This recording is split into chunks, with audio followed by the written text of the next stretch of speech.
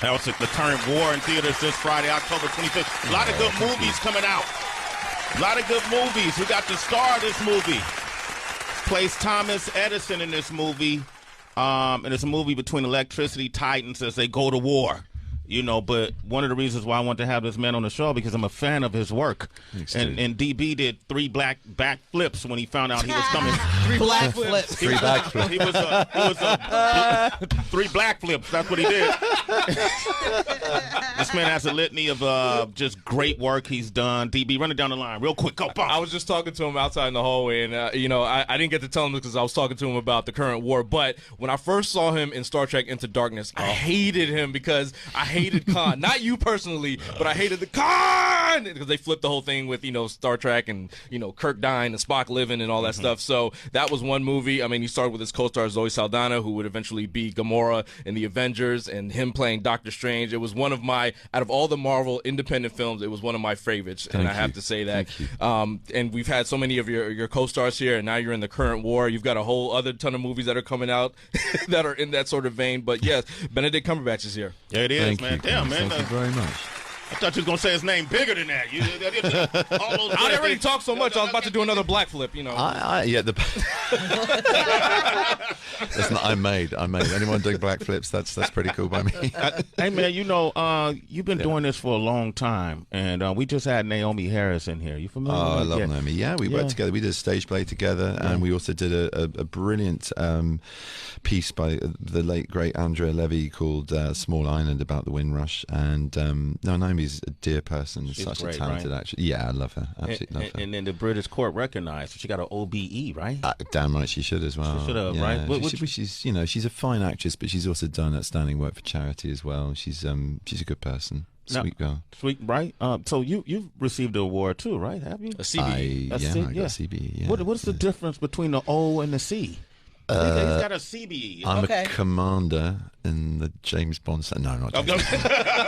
No, it's a commander of the British Empire and order of the British Empire. Those are the differences. Beyond that, we'll have to consult the rule books. But basically, all is good if you get that kind of recognition. For what you do and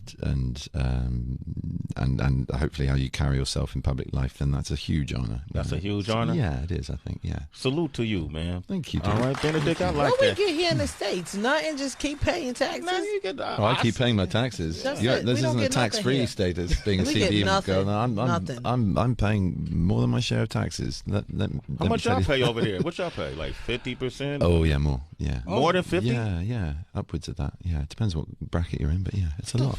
It's a lot. But we got a very good national health system. See that part? Okay.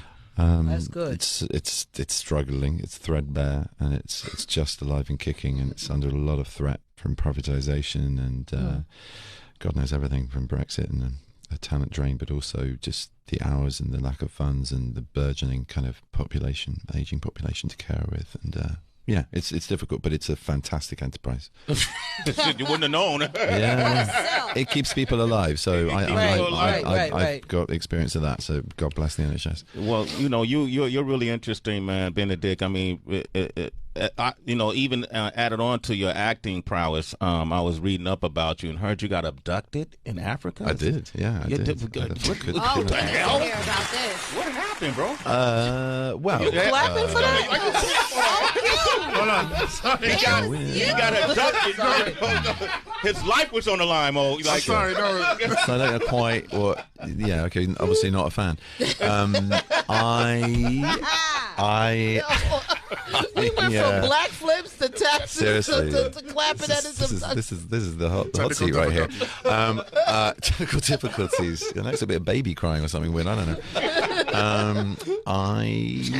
Let's make this light and cheery on a Tuesday morning in New York. I was part of a group of 3 people. We went onto the N2 and tourist trunk road down the east coast of Africa and South Africa, not far from the Mozambique border, and tar blew. We tried to fix it. We got surrounded by these guys, forced back into the car, driven off road, tied up. I was put in the boot of the car at one point. I'd argue my way out, and I was basically kind of seen as the kid. I think the other 2 were the adults, and the kids are usually taken away as surety, and it doesn't end well.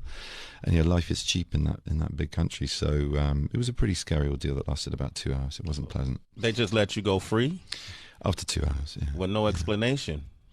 We didn't want to stick around for an explanation. They wanted our money, and we didn't have cash because we just paid for what we'd been doing in cash, and so that was something that probably prolonged the experience more than it should have been. They took our cards and had to get to bank machines to you get what they were on. They didn't have no ATMs in that They area. do, no, they do, absolutely they do, but it takes a little while to get them, and there was all confusion over PIN numbers and all that crap. So it was truly one of the most terrifying experiences of my life, and I was very lucky. You know, it was a small event in a very big country, and the next day, a guy was blown away at a traffic light just for nothing. This guy had a 2 rand coin, which is worth nothing, and a lighter in his glove box. That was it. But the guy was trying to rob him, and it just escalated. And you know, life is cheap in that country. So we were very, very lucky.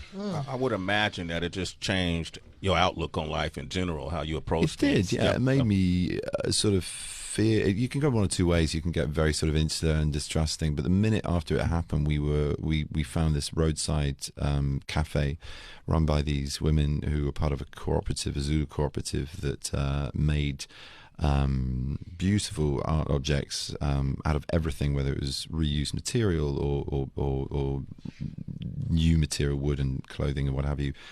And they were crying for us. They were ashamed. They said, this happens to us. We're poor people, and they steal from us. They're bad people. We're so sorry this happened to you in our country. And the security guy sort of reached down to give me a cup of tea or something, and I looked into his face, and just the apology and the love, and just that smile I had, my emotional reaction to it, to realize that, you know, there's good and there's bad and there's great good as well in that country, and the grace of those people and what they endure is it's probably the most humbling aspect of the whole ordeal, really. But it made me, I think, outward going and impatient to live a life less ordinary and kind of throw myself in danger's way under my own volition, rather than having a gun to my head and being put in the boot of a car. So I took flips and microlights. I jumped out of airplanes. I swam with great whites. I toured Namibia and South Africa on my own after that incident. I looked it all in the face. And you didn't get scared. No, man, I worshipped the sun. I cried when I felt it on my skin again the next morning, had a beer and carried on with my life. And, you know, not without some help, but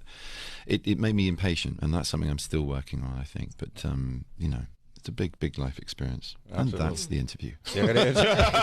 I'm glad you're here, Benedict. Benedict Cumberbatch is here, man. I'm glad you're here today. Wow. Would you ever do a movie about that experience? I'm thinking about when Kim Kardashian got robbed, and I just heard that she's going to be doing a film around that. I don't know, really. I don't know. You know, like I said, this was a small incident in a big country, and I don't know. I don't know what that would be about. I'm not sure. I don't think so.